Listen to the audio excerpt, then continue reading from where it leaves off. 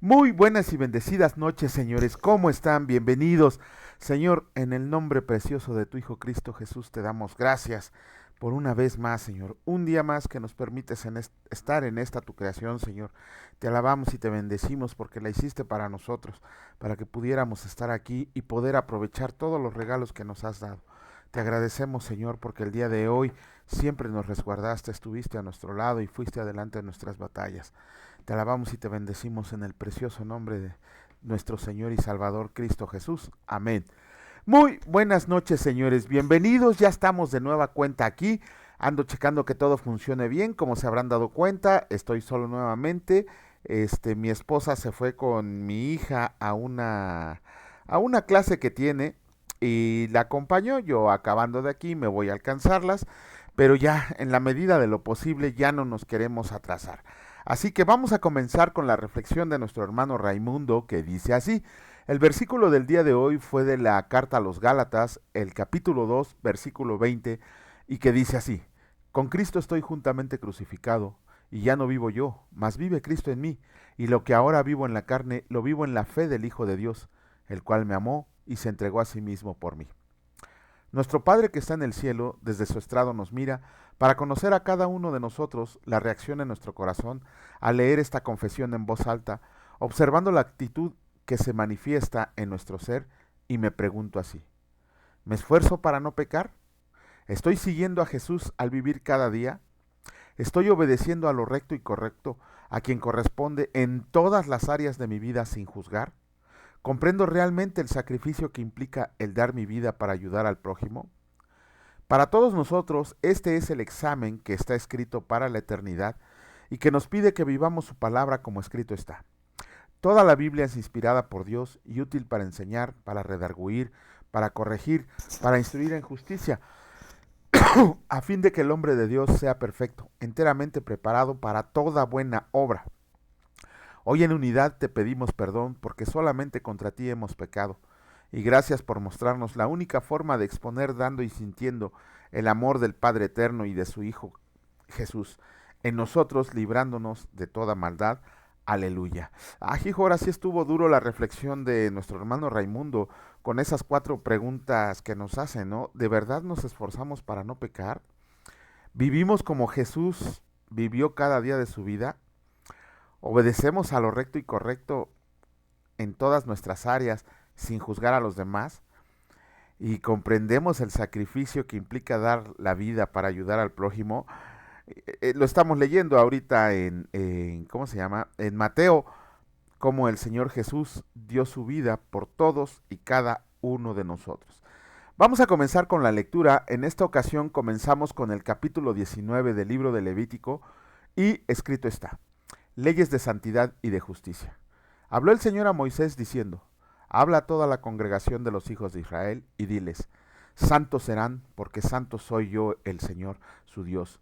Cada uno temerá a su madre y a su padre, y mis días de reposo guardarán, yo el Señor su Dios. No se volverán a los ídolos, ni harán para ustedes dioses de fundición, yo el Señor su Dios. Y cuando ofrezcan sacrificio de ofrenda de paz al Señor, ofrézcanlo de tal manera que sea acepto. Será comido el día que lo ofrecieron y al día siguiente, y lo que quede para el tercer día será quemado en el fuego. Y si se come el día tercero, será abominación, no será acepto. Y el que lo coma llevará su delito, por cuanto profanó lo santo del Señor, y la tal persona será cortada de su pueblo. Cuando ciegues la mies de tu tierra, no cegarás hasta el último rincón de ella, ni espigarás tu tierra cegada, y no rebuscarás tu viña, ni recogerás el fruto caído de tu viña. Para el pobre y para el extranjero lo dejarás, yo el Señor su Dios. No hurtarán y no engañarán, ni mentirán el uno al otro. Y no jurarán falsamente por mi nombre, profanando así el nombre de tu Dios, yo el Señor. No oprimirás a tu prójimo, ni le robarás, ni retendrás el salario del jornalero en tu casa hasta la mañana. No maldecirás al sordo, y delante del ciego no pondrás tropiezo, sino que tendrás temor de tu Dios, yo el Señor. No harás injusticia en el juicio, ni favoreciendo al pobre, ni complaciendo al grande. Con justicia juzgarás a tu prójimo. No andarás chismeando entre tu pueblo, no atentarás contra la vida de tu prójimo, yo el Señor.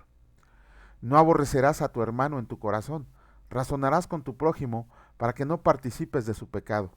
No te vengarás ni guardarás rencor a los hijos de tu pueblo, sino amarás a tu prójimo como a ti mismo. Yo, el Señor. Mis estatutos guardarás, no harás ayuntar tu ganado con animales de otra especie. Tu campo no sembrarás con mezcla de semillas, y no te pondrás vestidos con mezcla de hilos. Si un hombre yace con una mujer que fuera sierva desposada con alguno, y no estuviera rescatada, ni le hubiera sido dada libertad, ambos serán azotados, no morirán, por cuanto ella no es libre, y él traerá al Señor a la puerta del tabernáculo de reunión un carnero en expiación por su culpa, y con el carnero de la expiación lo reconciliará el sacerdote delante del Señor por su pecado que cometió, y se le perdonará su pecado que ha cometido.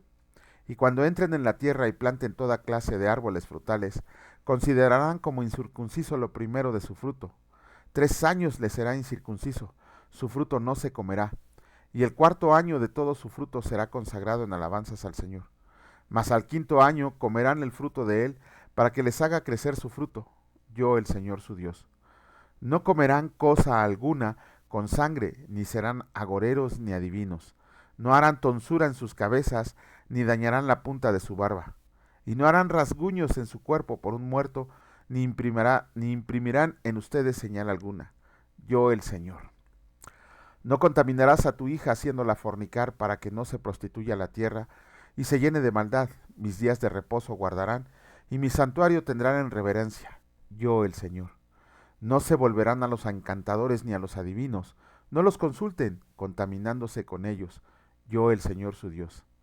Delante de las canas te levantarás y honrarás el rostro del anciano, y de tu Dios tendrás temor. Yo el Señor. Cuando el extranjero more con ustedes en su tierra, no le oprimirán, como a un natural de ustedes tendrán al extranjero que mora entre ustedes, y lo amarás como a ti mismo, porque extranjeros fueron en la tierra de Egipto. Yo el Señor su Dios. No hagan injusticias en juicio en medida de tierra, ni pese ni en otra medida. Perdón, no hagan injusticias en juicio en medida de tierra, en peso ni en otra medida.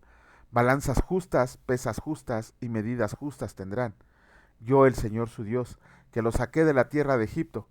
Guarden pues todos mis estatutos y todas mis ordenanzas, y pónganlos por obra. Yo el Señor. Capítulo 20 del libro de Levítico, y escrito está: penas por actos de inmoralidad.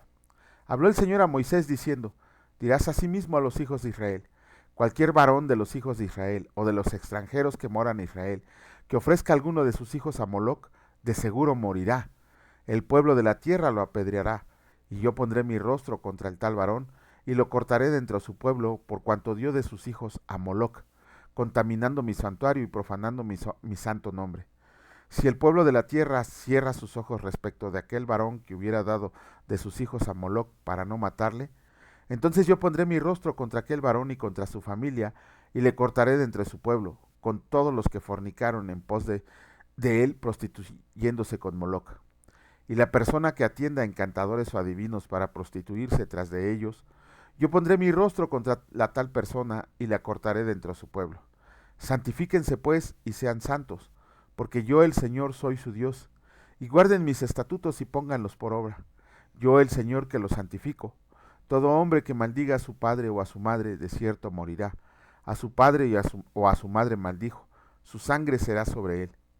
Si un hombre comete adulterio con la mujer de su prójimo, el adúltero y la adúltera indefectiblemente serán muertos. Cualquiera que yazca con la mujer de su padre, la desnudez de su padre descubrió. Ambos han de ser muertos, su sangre será sobre ellos. Si alguno duerme con su nuera, ambos han de morir. Cometieron grave perversión, su sangre será sobre ellos. Si alguno se ayunta con varón como con mujer, abominación hicieron.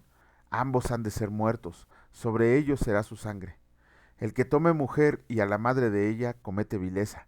Quemarán con fuego a él y a ellas para que no haya vileza entre ustedes. Cualquiera que tuviera cópula con bestia ha de ser muerto, y matarán a la bestia. Y si una mujer se llega a algún animal para ayuntarse con él, a la mujer y al animal matarán, morirán indefectiblemente. Su sangre será sobre ellos. Si alguno toma a su hermana, hija de su padre o hija de su madre, y ve su desnudez y ella ve la suya, es cosa execrable. Por tanto serán muertos a ojos de los hijos de su pueblo. descubrió la desnudez de su hermana, su pecado llevará. Cualquiera que duerma con mujer menstruosa y descubra su desnudez, su fuente descubrió, y ella descubrió la fuente de su sangre.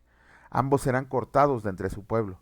La desnudez de la hermana de tu madre o de la hermana de tu padre no descubrirás, porque al descubrir la desnudez de su parienta, su iniquidad llevarán. Cualquiera que duerma con la mujer del hermano de su padre, la desnudez del hermano de su padre descubrió, su pecado llevarán, morirán sin hijos.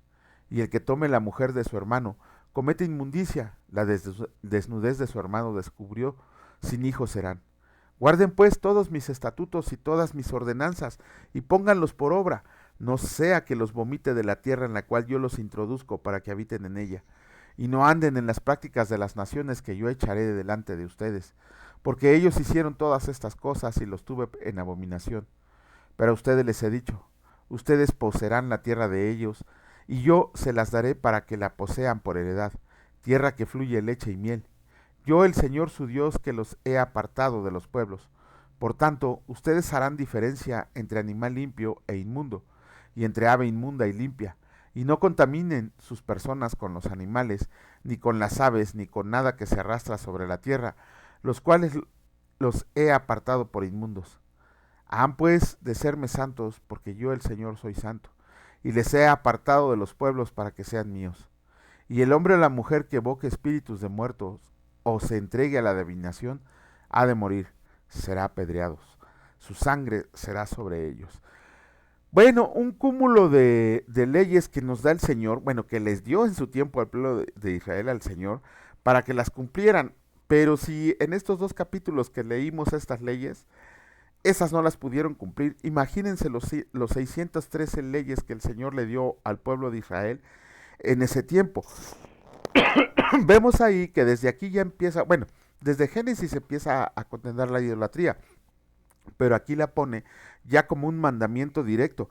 No vayan tras Moloc, no vayan tras los ídolos. Ya sobre ningún ídolo hecho de hierro, de barro, se debe de ir una persona. Desgraciadamente vemos ahora que hay muchos que todavía doblan su rodilla ante imágenes y figuras sin hacer caso de esto que está escrito. Vemos también aquí que el Señor todos estos mandamientos se los da, ¿para qué? Para que sean santos. Pero nadie, absolutamente nadie en toda la historia, hasta nuestro Señor Jesucristo, pudo cumplir con esos mandamientos. Nadie es santo en el sentido de la santidad del Señor, porque recuerden que la palabra santo en el Nuevo Testamento significa apartado para Dios. Y en el Antiguo Testamento la palabra santo está haciendo referencia a la santidad de Dios.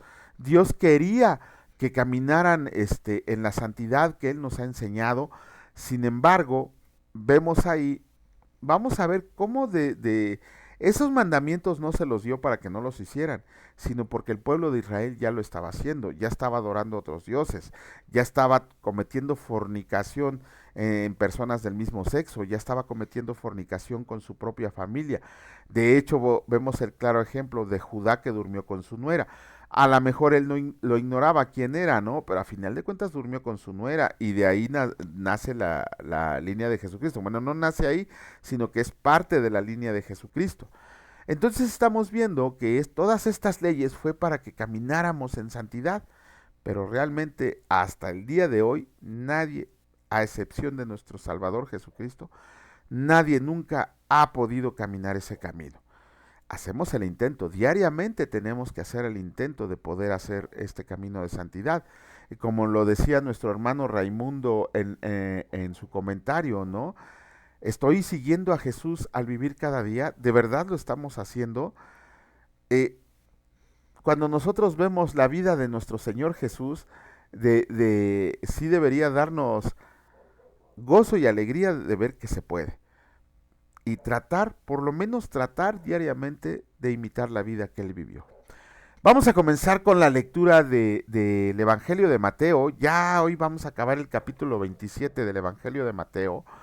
Y comenzamos el capítulo 27 de los versículos 57 al 66, que escrito está: Jesús es sepultado.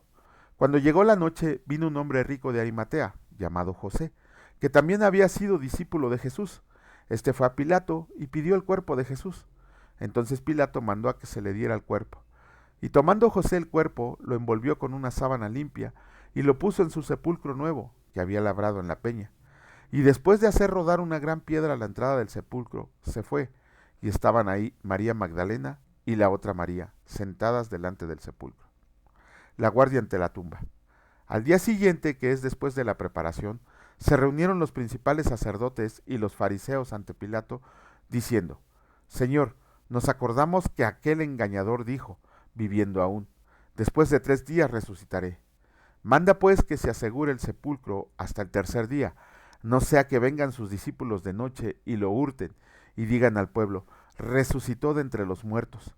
Y será el postrer error peor que el primero. Y Pilato les dijo: ahí tienen una guardia, vayan, asegúrenlo como saben. Entonces ellos fueron y aseguraron el sepulcro, sellando la piedra y poniendo la guardia. Bueno, aquí ya mi esposa los días anteriores había leído la crucifixión, el arresto, el calvario y la crucifixión y la muerte de Jesucristo, que esperemos más adelante. Yo creo que en Marcos vamos a explicar todo lo que sufrió nuestro Señor y ahí nos vamos a dar cuenta de que todo lo que pasó es una condición médica y que todo lo que pasó no es una figura, realmente le hicieron todo eso. Y aquí lo sorprendente es que había un hombre llamado José, como lo acabamos de leer, un hombre muy rico, que había mandado hacer un sepulcro en la cueva. En esos tiempos así se hacían los sepulcros de los ricos. En una cueva, fuera natural o fuera escarbada, se metían los sepulcros como si fuera un osario, o sea, donde meten muchas personas ahí, les hacen como camitas para poder meter a muchas personas ahí. A final de cuentas era un sepulcro familiar. Y leemos en la palabra que ¿cómo se llama? Que movió una gran piedra. Esa gran piedra, si tienen oportunidad de buscarla en internet, las piedras de los sepulcros de ese tiempo, es una piedra que no movía una sola persona, sino que era movida hasta 3 personas de lo grande que era. De hecho, la piedra está en un camino liso, pero cuando llega al lugar donde va a ser la tapa de la tumba, se hace como una especie de cuña, así, perdón, como una especie de cuña para que la piedra viene de lo recto. Déjenme algo más para atrás para que pueda ejemplificarles. La piedra viene rodando en lo recto, pero cuando va a tapar la entrada de la tumba, cae en algo redondo. ¿Para qué? Para que ya no se mueva ni para adelante ni para atrás. Y es una piedra grandísima, como la que les puse en la lámina de inicio, así más o menos es una piedra. Un hombre no la puede mover. Así se los digo, quien hemos tenido oportunidad de verla físicamente, un hombre no la puede mover. Pero además, imagínense las condiciones en las que estaba Jesús. Mañana que hablemos de la resurrección tocaremos, hay varias teorías. Pero imagínense después de todo lo que sufrió nuestro Señor Jesucristo en su arresto, crucifixión y calvario, bueno, en su calvario y crucifixión, hubiera sido imposible que si nuestro Señor, más bien, si nuestro Señor y Salvador hubiera quedado vivo, desde adentro pudiera mover la piedra. Ok, vamos a suponer que nuestro Señor tiene una fuerza sobrenatural y pudo haberla movido. Por eso los fariseos y los judíos pidieron que se le pusiera una guardia ahí en la piedra para que nadie pudiera moverla. Pero independientemente, una guardia romana, no sé si ustedes habrán visto ahora los negocios clausurados, que les ponen un letrerote ahí exactamente en la puerta donde se prohíbe abrir ese negocio, ese local, esa casa, o lo que sea que, ¿cómo se llama? Que está ahí resguardado.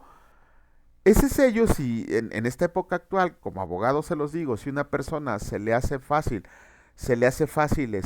romperlo, es delito de cárcel, directamente de cárcel. Lo mismo pasaba en ese tiempo. Los sellos eran unos lazos que atravesaban a toda la piedra, clavados en la piedra, para que nadie pudiera romperlos. Y se ponía un edicto por medio del cual estaba prohibidísimo, prohibidísimo abrir esos sellos. Aparte de que esos sellos estaban sujetos con unas cuerdas muy gruesas para que nadie pudiera romperlos, ¿no? Solamente a espadazos. Entonces los fariseos pidieron ese tipo de guardia y ese tipo de deseo a Poncio Pilato para que los discípulos no pudieran tener ¿cómo se llama? el acceso a poder robar el cuerpo de Jesús. De hecho, ese es un dicho de los judíos que ellos dicen que hasta el día de hoy los apóstoles robaron el cuerpo de Jesús. Sin embargo, Josefo, creo que es Josefo y otros historiadores de los cuales no recuerdo el nombre, no sé si sea Plinio, ellos mencionan que efectivamente había un sello, o sea, no es una mentira, que había una guardia romana y que la guardia romana eran asesinos salvajes, no hubieran permitido ni con sobornos que movieran la piedra porque el hecho de mover la piedra por medio de un edicto de Pilato significaba la muerte. Por eso esos guardias se fueron a refugiar al templo. Pero ya después veremos ese punto. El chiste es que esa piedra no pudo haber sido movida por un solo hombre común y corriente. Tendría que haber sido movida por tres, además de que estaba sellada con el sello imperial romano. O sea, era y aparte había, ahí en la lámina de inicio les puse 2 guardias. En realidad no sabemos cuántos guardias eran, porque era una guardia romana, no era una guardia judía, era una guardia romana, y los romanos llevan lanzas, casco, escudo, espada, para que nadie se pudiera acercar. Prácticamente era imposible que nuestro Señor hubiera movido la piedra si hubiera sido un hombre común y corriente.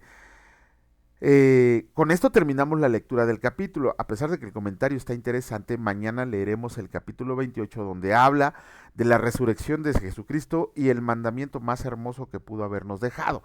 Entonces, mañana, si Dios lo permite, estaremos concluyendo este comentario acerca de la sepultura y la resurrección de Jesucristo. Pero bueno, por el día de hoy hemos acabado.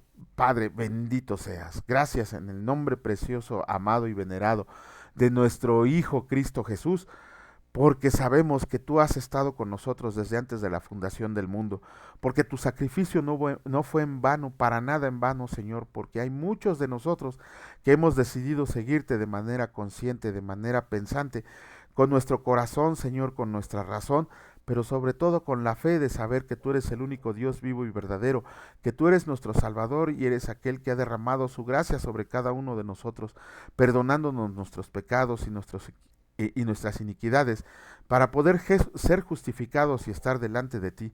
Sabemos, Señor, que desde el día que tuvimos nuestra regeneración de espíritu, ya estamos contigo allá arriba, Señor, disfrutando de las delicias de esa morada celestial que has preparado para nosotros.